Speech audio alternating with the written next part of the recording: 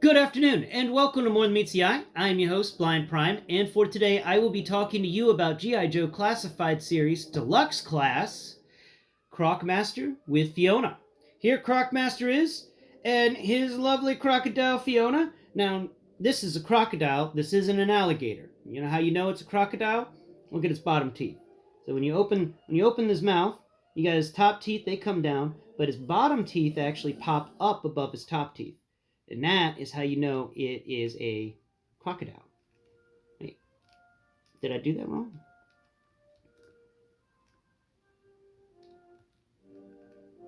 Nope, that's right. It's crocodile. Okay, sorry. That's the that's how you could tell. We had to look it up, but if it's got these two big front teeth areas, and they go on either side of the outside of the front of the jaw, then it's a crocodile. And if it has those two big front teeth areas and they go on the inside of the top of the jaw, it's an alligator.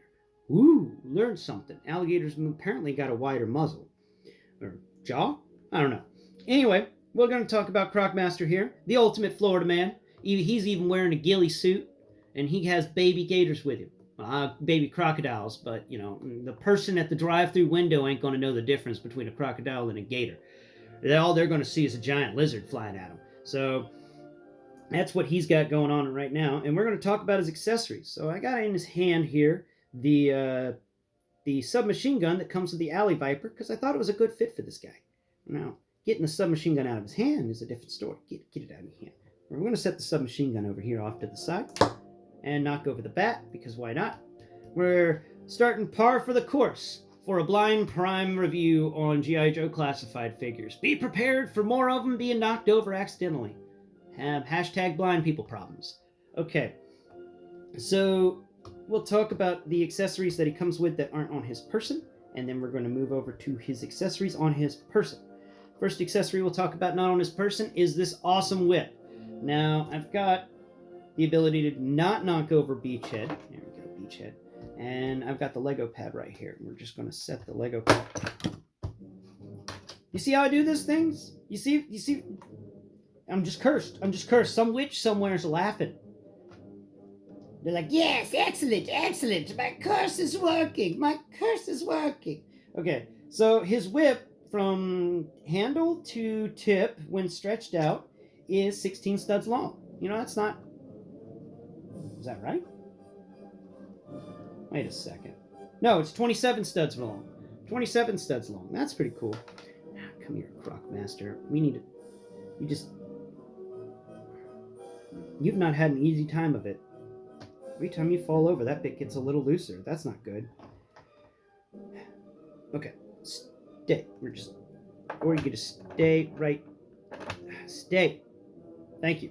All right, we're gonna set the Lego pad off to the side, and we'll move on to some other of his accessories. So we'll talk about this. Where's the collar at? Okay, so the whip goes over here, off to the side, where it's out of the way. Here's the collar. All right. So he comes with this cool collar and chain for Fiona, and it's got a nice grippy handle so he can grip it. It's decent size. Let's get the Lego pad out again. We'll measure the chain length from handle to the end of the collar.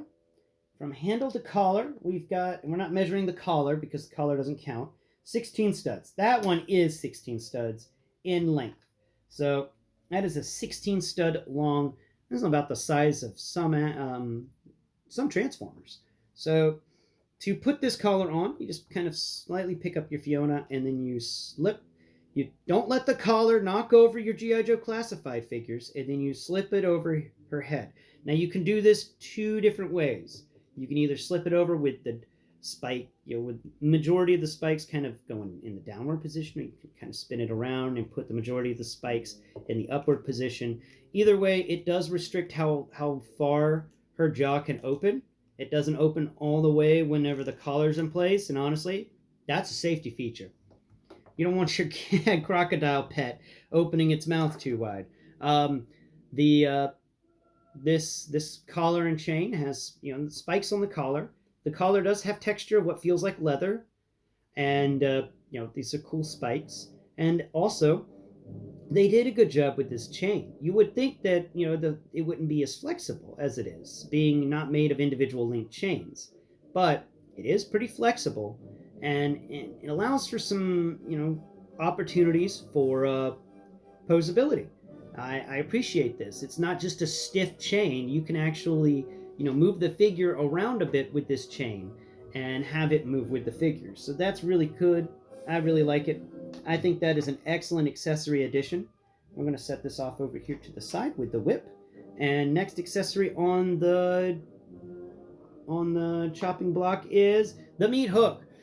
The meat hook is the accessory that I'm most upset by. Everyone keeps talking about the meat hook, and they're like, "Well, how do you use it?"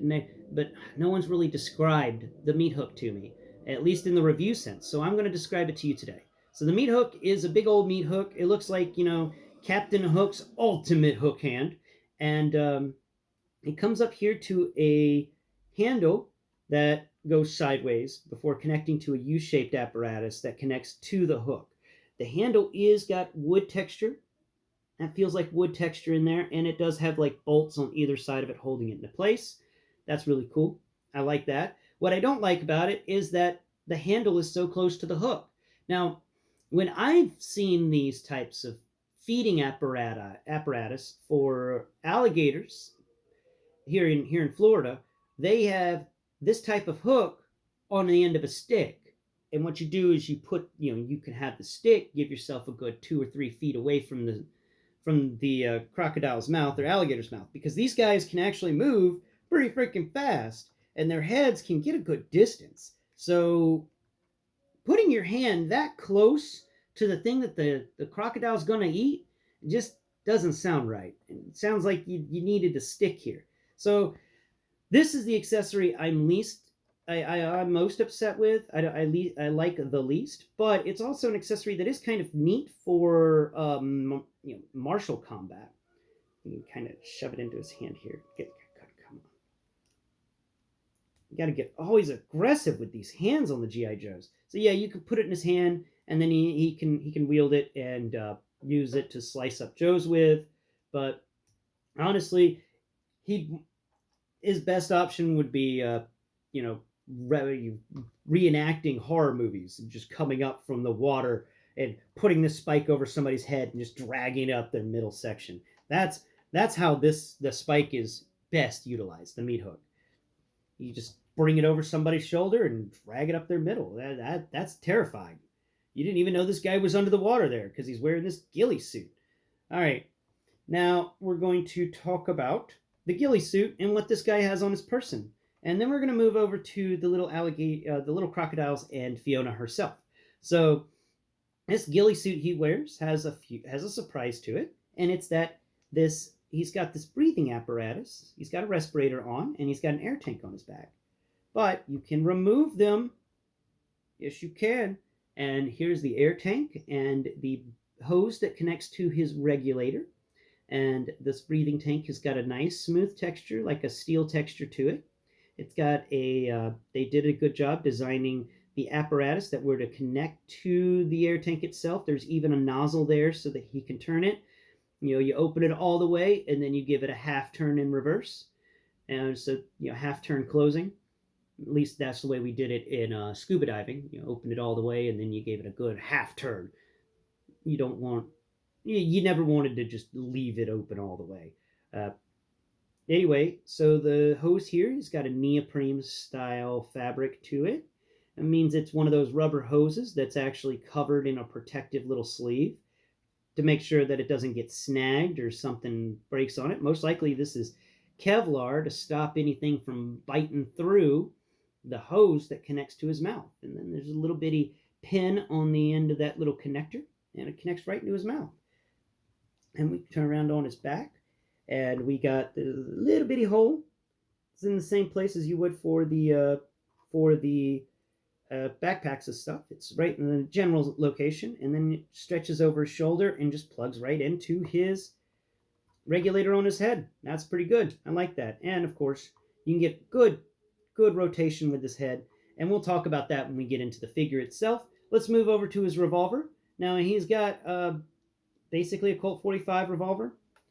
It's It's definitely a gator stopper. You gotta have a gun with some gunpowder in it to stop a raging crocodile or alligator, or just getting snakes out of your path. That's a decent gun. It's a revolver that's got a kind of a flattened barrel, not barrel, where the revolver rounds are held. The actual bit that makes it a revolver, that little circle bit in the center of the gun, is a bit flattened. Uh, you would think it'd be a little bit wider for the gun itself, but for the most part, this is a decent gun. It's got a cool handle. They actually went and textured it in leather or gator skin, and I couldn't tell you anything about the color. So we're going to put it back in the holster over here on this side. Now, he also comes with something that I really appreciate and I always love. It's a leg knife holster. So what we're going to pull out his leg knife, and this is a knife. He's got a really great knife here. It stretches decently far. We could take his hand here. Move your hand around. Put the knife in his hand so we can see if it's a legal knife. Oh, it's not a legal knife. That thing stretches an entire hand span past his hand. You don't have a legal knife, sir. And we'll go put the knife back. It's a decent knife. It's the first real Cobra knife that I've come across that doesn't have any sort of Cobra emblems on it, but I think this is my first Cobra mercenary. And it's got leather on it. It's got more gator skin. This dude loves his gator skin. And the knife itself, the knife blade, is very well done and textured. I'm going to set that. If it wasn't made of rubber, I'd think it was an actual knife. Put that down in there. Come on, get in the holster. The only problem with this thing is it does not like the holster, but it does go in. Once it goes in that holster, it stays in that holster. Okay, so that's all the accessories on the body of Croc-Master here. We're going to lay him down so I don't knock him over again. And we're going to move over here and talk about the baby crocodile gators. So each of these is the right size to put in your arms and throw through a drive-through window or drop off on the countertop in your local convenience store. That's about the size this Florida man's crocodiles are. They're super tiny, but they're kind of adorable too. Let's see, we can get some size comparisons here with his feet. We got his foot. This thing is it's a little longer than his foot, but if you don't count the tail, he is as long as the foot from butt to nose. But that's the one that's curved slightly. The one that's straight doesn't curve at all, stretches from his, there we go, yeah, it stretches from the tip of his nose, the tip of his boot, all the way back to the heel, minus the tail. So the tail gives him a little extra length, and it's almost half the length that he is. So it's a nice little tail. And they've got some great texturing on these two little guys. You get some good head sculpt here. You got little eyes in there. You got little bitty teethies. You got little smooth underbelly where they sculpted the texture differently for the underbelly of the baby crocodile. And then on the top, you've got all those nice rough scales going all the way down the baby crocodile. That's awesome. And on the other one, the one that's curved slightly, because he's like curled up a little bit, he's also got the same stuff. He's an adorable little baby gator. Yes, he is. Do you want to fly through a drive-through window because of Florida man? You probably do. Now, you come over here, you got some nice smooth texturing on him again. They even got little claws that are textured in. Aw, got little bitty claws textured in. He's got little bitty eyes, and yeah, it's a really nice sculpt. I really like that. It doesn't have any posability, but they're just little bitty baby gators, so you can actually put them in. We're going to open Fiona's mouth here, and we're going to drop on the gators. Now, the crocodiles. Living in Florida, I'm always talking about crocodiles. Gators, but there are crocodiles in Florida. Florida is the only place in the world where crocodiles, alligators, and sharks can be in the same exact body of water, all just swimming right next to each other. The crocodile can eat the shark can eat the crocodile, and the gator can come in and finish the rest. But yeah, no, a crocodile, when managing their children, will actually kind of just hold them in their jaws very lightly, like a mother cat would. Except where a mother cat's jaw is kind of small, the crocodile's jaw is so big the babies can just get in there and ride.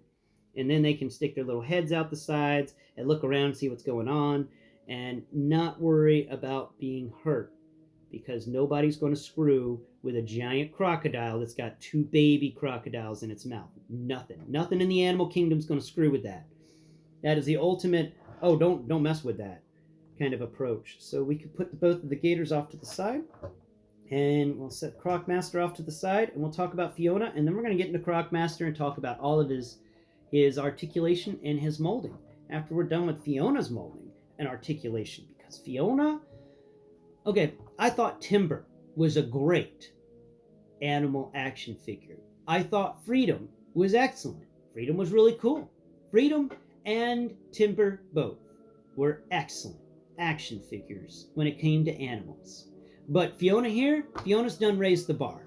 Fiona's raised the bar. I'm going to have to reassess what I consider to be a great animal companion action figure. We're going to have to move Croc-Master over here. Just lay down over there. Okay, so Fiona here is long. We're going to get to that. So we got the Lego pad out here. I'm going to bring that down. We're going to stretch her from tail to nose. Woo, that's long. Let's just not measure the tail. So we're going to not measure the tail first. And we're going to just measure it nose to butt. Nose to butt. There we go. Nose to butt, we get 17, 18, 19, 20 studs long nose to butt. And the tail by itself, make sure it's all flattened out. There we go. There we go. Make sure we get all the length. Stretch it out. Stretch it out. The tail itself is, good grief, 17, 18, 19 studs long. So 19 studs plus the 21 studs equals a glorious 40 studs in length. This thing is massive. It's a massive crocodile. All right, set off over here to the side, and we'll talk about Mrs. Fiona. So Fiona's got some great articulation to her. She's got front hand articulation at her shoulder. She can waggle her thing. And then her paw, her gator paw, has articulation, and it can move as well. Sadly, she does not have any elbow articulation, but then again, it's a crocodile. The elbows are usually just going to be bent. The back legs are the same. You've got some articulation in there. The articulation for the front paw, front things gives it a little bit of butterfly, but mainly it's just 360-degree spin. The back legs have more butterfly. Not only do they get a 360-degree spin, they get a butterfly, a small butterfly, and they can go up. So these guys can raise up and down, and that way you can get some really good poses out of them. And the foot on the back foot is a different type. See, where the front paws of the crocodile, they did normal like G.I. Joe hands. So it's got a joint in it that lets it move up and down. The back ones, they did like the G.I. Joe feet. So it's actually got that weird connector that allows it to kind of spin around and act like it's broken. And that's okay. You get some good maneuverability out of that, but most of the time, it's not really great. I'd like some bendable joints there, but you can get a little bit of wobble in that, but that's not much. Head-wise, you get a joint in the head to allow it to spin. You can spin the joint 360 degrees and totally do an exorcist crocodile. Yeah, that's not horrifying at all. Yeah, no, that is straight up nightmare fuel. And you get, of course, the jaw can open, and the jaw opens pretty far. Look at that. You got a nice, almost 90-degree opening jaw. I'd say that is definitely in the 75-degree range of opening jaw. You shut that. It's a big jaw. Like I said, it can hold both of the baby gators inside of it. And there we go. Jaw shut. Jaw also can be, you've got the head motion, like I said, but then behind the front arms of the gator, you've got more articulation so that you can really get some nice movement going in the side to side there. That's really cool. It's a 360-degree pin or ball joints. You can spin it around all you want. They're probably mushroom pegs, actually. On On the going down further down its back, he doesn't really have any joints in the middle. The middle does is very static. There's not much going on there.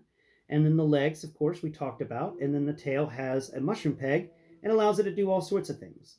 And the tail also has a bendy wire in it, so you can take and bend the uh, the tail all over the place. I'm a little upset that the bendy wire doesn't go all the way to the tip. I was hoping it would go to the tip. We would have more, we could have gotten just the tip, but oh well. It's a good gator when it comes to the articulation. I love all this articulation. You can really get this thing into some wild poses, and you can actually, because of the articulation, that one baby gator that's half circled, that's got like the balled up kind of appearance. You can kind of follow that similarly here with Fiona. You can just kind of drag her around in the sides, and there you go. It's not the greatest. She can't do it as well as the baby gator can, but she can kind of take the shape that one of the baby gators has. Um, Weight wise, this is heavy. This thing is a beast when it comes to weight. And now we'll talk about texture wise and sculpt wise. Sculpt wise and texture wise, they made this out of a rubberized plastic, so it's kind of squishy in the center like a squeaky toy, but it's made with sturdier stuff in there too. So the rubberized plastic is only to give you the scales and the feel that this is actually crocodile skin. And I'm a lucky person in that I went to the Alabama School for the Blind, AIDB, Alabama Institute for the Deaf and Blind, and there they had a bunch of taxidermied animals. Some old guy had died, and he had gone over, he'd gone across the Atlantic, and he had shot a lot of endangered animals and stuff, and had them in his home. Well, when he died, the estate was given to AIDB so that the blind kids, could feel some of these living, some of these wild animals, and get an understanding of what in the world they are. And I really loved that about the AIDB, the Alabama Institute for the Deaf and Blind, is they're all the taxidermied animals, and I got to pet a taxidermy Nile crocodile, and very similar to this. This isn't the Nile. I have a feeling this is, I don't know what type of crocodile this is, but it ain't the Nile one. But it feels similar to it, and you got these really cool grooves that run down his back. He's got these nice little alligator scales that pop up, and then the little flinges on either side of the tail. That's just, I could talk hours on the amount of sculpt work they put into Fiona.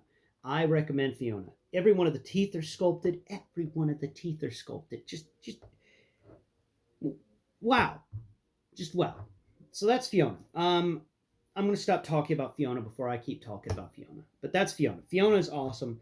I say, Fiona is just one of the reasons to get it. Yeah, that's a good figure. That is an excellent figure. Now let's talk about Croc-Master here. So we'll get Croc-Master size comparison done first. We've got first Beachhead, because Croc-Master and Beachhead definitely fight, and I wanted to size them up together. They are sized up together. Not much different between the two, though. Croc-Master's definitely got a bit of the looser middle. That's annoying. I'm going to talk about that. But Croc-Master and him are the same size, even though he's a bit squatted down because of the way he fires his gun. Where I have him standing right now, and Croc-Master is not so squat. Okay, we're going to set Beachhead off to the side, and we're going to get the Cobra Bat out here. Cobra Bat. Now, Cobra Bat is the guy I do size comparisons with. So Cobra Bat and Croc-Master here. Bat is still taller than Croc-Master. Do a side-by-side comparison. Croc-Master's shoulder and Bat's shoulder are on the same plane. So the Bat can stretch his arm up and wrap it around Croc-Master, but if he does, then he's off the ground just a bit. He can hold him over behind the shoulders, like a good buddy, yes. So there's the side-by-side with Bat and Croc-Master. Back to Bat, Bat to back, and then on the back ends, there we go, cool. Let's live over here now. Again, Bat, and don't fall. Okay, now we talked about Croc-Master's height. We talked about Croc-Master's sculpting. Well, we'll talk about the articulation for Croc-Master, and this is where some of my praise will end, and it's kind of sad. So we're to talk about the head. The head's got some great work here. You can move him all over the place, and the hose is not as restrictive as you think it would be. He can move up slightly. He can move up even more if you force it just a bit, and then he can look down. But he can't really. That's about as much of his head's got. It's not the most articulated head sculpt we've seen in GI Joe Classified. We get his arms. He's got the normal arm sculpt. He's got some really nice triceps on his back of his arm and really good biceps. Come down here to his arm. He got the bicep swivel. We've got the double elbow. We've got the lower arm swivel, and we've got the hand swivel. And this hand moves. What does his left hand do? No, his right hand. His right hand moves side to side? Yeah. His right hand moves side to side. His left hand, what does his left hand do? Because these are always different or they're the same. His left hand also moves side to side. Oh, that's sad. They both do the same thing again. Huh, neat. So, articulation, we're continuing. The articulation that I'm most upset by with him is his upper core articulation. He's not supposed to be this floppy. He's floppy in the upper core. Like his upper bicep area, not bicep, breast area. Brain fart. Anyway, right below his breastbone, his rib cage and stuff. That area, that joint is loose.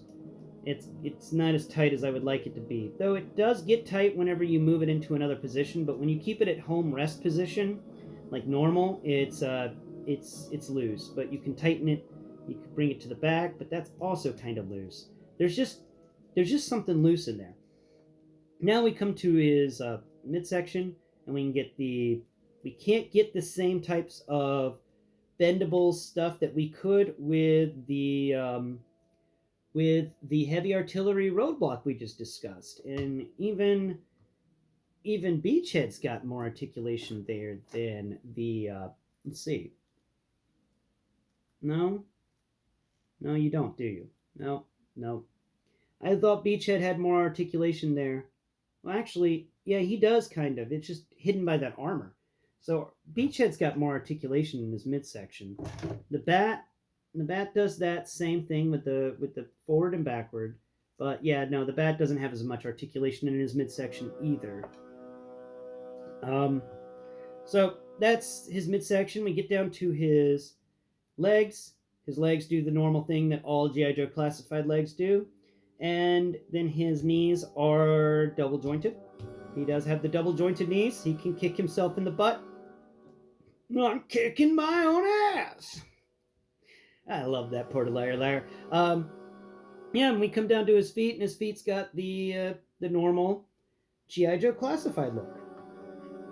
Now let's get into the feel of this guy and talk about his sculpting, because his sculpting is top-notch. He has got some really cool crocodile scales going down his back. Well, most of his gilly-suit here is made of crocodile skin, and I really like the fact that he has this back of a crocodile, because in a gilly-suit, so this guy's going to be, his feet are going to be down on the ground, kind of like that, and he's mainly just going to be walking like this under the water with his with his respirator in his tank. But most part, he's going to try and keep this bit on his back, all these gator looking things, crocodile looking scales for the back of a crocodile. He's going to try and keep those out of the water, so that if people see him and they see the impressions, they're going to see crocodile. They're not going to see Croc-Master. And that's really cool. On his front, he's got some really great textures here. He's got what feels like a either an emblem or maybe a camera.